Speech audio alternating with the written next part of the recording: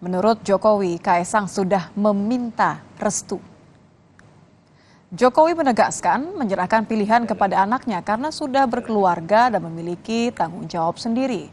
Terkait Kaisang yang sudah meminta doa restu keluarga, Jokowi pun berseloroh kalau anak-anaknya tidak bisa dilarang dan akan tetap melakukan apa yang mereka inginkan.